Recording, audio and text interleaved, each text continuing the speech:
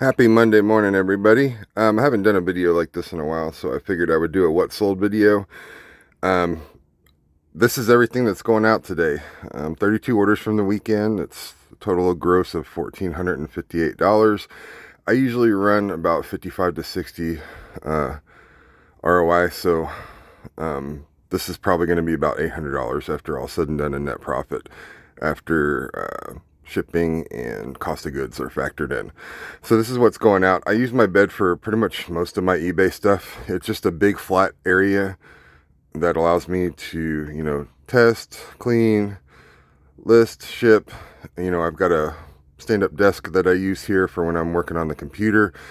In an RV, it's hard to find a space that's going to be big enough to allow you to work.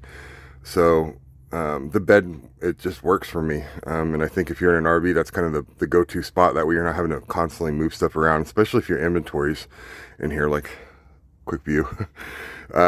It's messy, so I don't want to show it too much. But this is everything going out. We'll do this video real quick just so you can see I am definitely an everything seller. You can see there's a little bit of everything.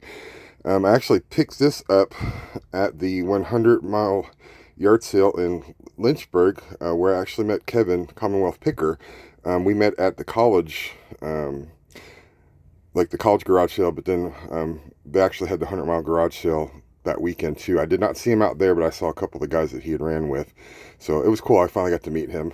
I kind of geeked out a little bit with him. But you can see there's a little bit of everything. I've got a Nintendo Switch Lite. I've got some more video game stuff, controllers, a couple of games, Skylanders figures. These are 4K security cameras I picked up for $13 a piece, and they sold for $45 each.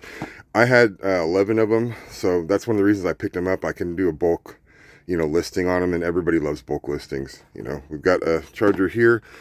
That back there is a Ninja Pitcher, sold for $54. It does have the blade in it.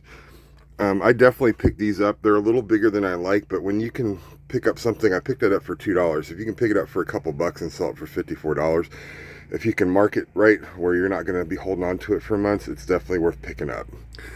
Now, one of the things that I kind of question myself about getting sometimes, like, I don't pick up a lot of toys. These are a bunch of Blaze the Monster machines. They're popular and they can definitely sell. I got these for about $1.50 a piece. I decided to go ahead and lot most of them up. There were a couple I held out, but the sell-through rate is lower than I like.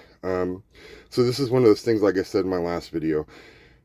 I know the market, and I know that I could bundle these up, put a price that I'm comfortable with to make a good profit and get them moved quick still, because I'm undercutting a lot of other people with their lots, and based on what kind I had, what trucks were in my lot, and I can make an educated decision that I was going to be able to sell that. So that's why I picked those up. This is one of my bad buys. I don't pick up a lot of hats. I need to just leave them alone.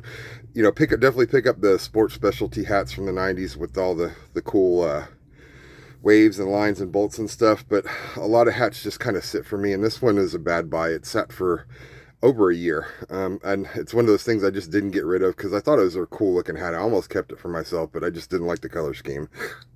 But it finally did sold. I took an offer on that. We've got some AT&T phones. They're lower sellers, but they're bread and butter. If you find the right models, not every model is created equal for the AT&T, the Panasonics, the VTEX. You just have to basically look up individuals. I actually picked this up along with a camcorder. Saw that these were actually worth a little bit doing by themselves. These are actually cassette tapes, though. They're not for a camcorder. I don't know why it was in there. I guess the state company thought they went together because it said Sony on there. But these are high bias tapes, okay? The only ones you really want to pick up are high bias when it comes to cassette tapes, because those are the only ones that are potentially going to sell for money. But even the high bias ones, you have to look up the individual ones to make sure they're worth selling. They're not going to be great, but it's a bread and butter item. They will sit for a while, but look at how small this is, okay?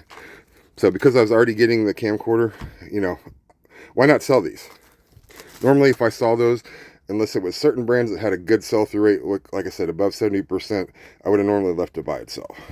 Okay, so you guys probably see this right here, and you're like, oh, yes. Okay, this is Pokemon Heart Gold.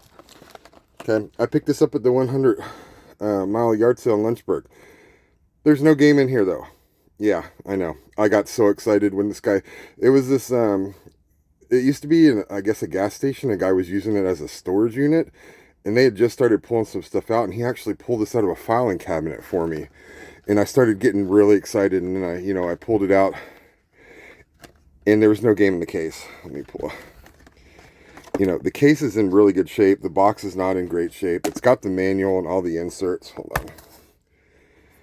So, Pokemon Heart Gold is worth enough to where if you find a case or even a manual or a box or anything, grab them if you can, because they still sell for money. I think I got 65 for this, mainly just because the box is in such bad shape. It's missing one of the things there. I had to tape it up quite a bit. There's a couple of places where it's smushed. With this kind of thing, it's all about the condition. Okay, this is a used Lego. I did have my daughter put it together to make sure everything was in there. She loves doing that for me. So some of that stuff's worth selling, if you can get them all together. I've got is it pronounced Lange, whatever it is. When you see that brand, look it up. Not every model sells well, but enough of them do to where it's worth picking up. Honestly, I picked this curve up mainly because it already had the box and I'm going to ship it like that. If it hadn't come in the box, I probably wouldn't have picked it up. I just don't like having long things like that. Now you can see here, this is one of those things where, I tell you guys don't pick up big items, and then I pick up big items. Again, it's because I know how to move these. Okay, these sell really well. I price them at the lower end of the average for sale prices, so I can move them. I listed these less than a week ago. They both already sold, okay, for $45 each shipped, okay? So I picked these up for, I think, $2 a piece, so I'm making really good profit on them. Okay, so that's pretty much everything. Sorry, I keep putting my fingers in front of the camera. But yeah, it's just it's a hodgepodge mix of everything. When you're doing this kind of reselling on the road, you cannot niche.